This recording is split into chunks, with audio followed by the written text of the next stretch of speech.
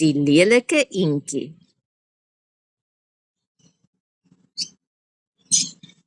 Die lelike eendjie, het jy geweet, was so lelik.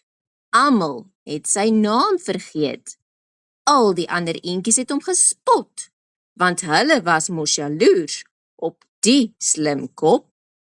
Die somer kom en die somer gaan. En soos die bloeisels begin blom, het die lelike eendjie uit sy kokon uitgekom. Die lelike eendjie, het jy geweet, was nou die mooiste swaan in die streek.